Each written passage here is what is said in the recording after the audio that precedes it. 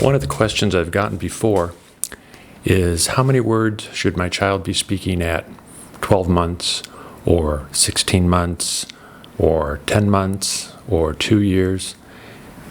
And the questions like that and the answers that other people give are very indeterminate. It's generally the answers other people give are, there's no way to tell, or it depends, or you'll be surprised, or just wait and see. These are not very helpful answers. One of the things that makes them more unhelpful is that some of them are wrong. The way that your child will develop speech patterns and speech ability is only through experience and teaching them.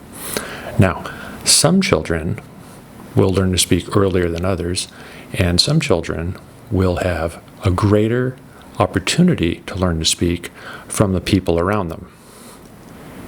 This is a random chance event that most people just accept as the best that they could do, or they decide they don't want to make any effort, or they don't know. The big one is they don't know. I didn't know, because we were told when we asked that there's no way to tell, and there's nothing you can do about it. Both of which are wrong. Now I know the right answer, and now I can pass it on to you. The way that your child will develop speech ability earlier is through direct lesson from you.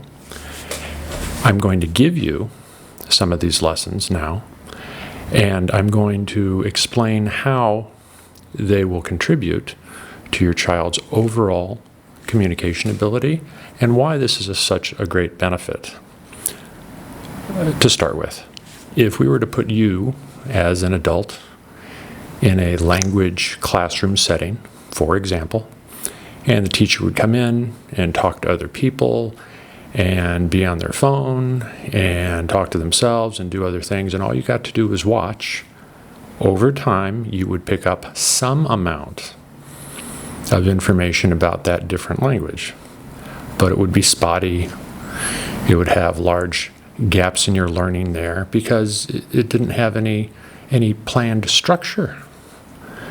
And if you compare that to if we put you in a classroom to learn the same language, but this time the teacher interacted with you every day, they had a lesson plan, they would go over the material repeatedly, they would ask you questions, they would show you things, now you would pick up the language a lot faster.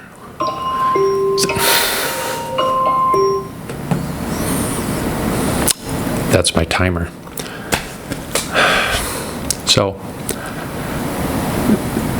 if we give a structure to the first year of your child's life, we provide lessons that they can understand. We repeatedly teach these lessons. We track our presentation as a teacher. We're not going to track your child's progress because we can't measure that real well. But what we're going to do is do our part to present the information in a timely manner with a structure behind it and reinforce the concepts that are of greatest value to your child for communicating with you. As a result of this, the vocabulary ability of your child will go up, regardless of what level they might have had through random chance.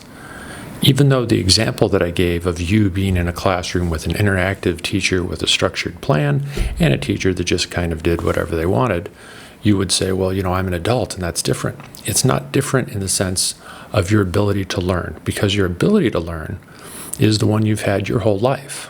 That ability is still there. It's the same ability you had as a child when you learned to speak the language that you speak right now. It's that same ability, but what happens is the difference in how you learn as an adult is usually better in a classroom setting with somebody else who knows what they're doing that is giving you that instruction. But the difference of early childhood education is most of the time the parents don't have any training. They don't have any experience. Nobody told them what to be teaching, how to be teaching it, how often to teach it, and what the results should be. As a result, the wide range of ability in young children, which is assumed and attributed to be intelligence. And that's not what it is.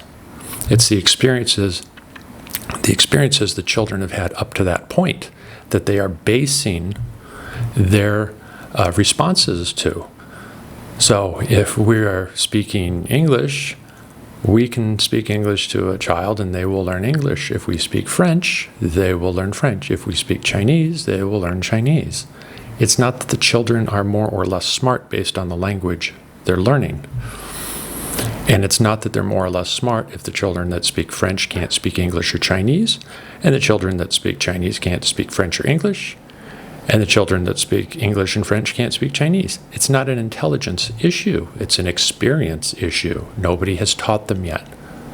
And so, for the first year of life, if you make a commitment to deliberately set aside the time to teach your child the different things you want them to learn, including, most importantly, communication and speech, they will have a much greater chance and ability at the end of your time of instruction. So I will provide an overview of these on other videos, and I look forward to helping you make progress with your child, because the time you spend with your child, I think, is really the most important investment you can ever make as a parent. The value that you put into your child's life has no equal in a dollar sense. So, thanks for your time. I hope this has explained some things. See you later.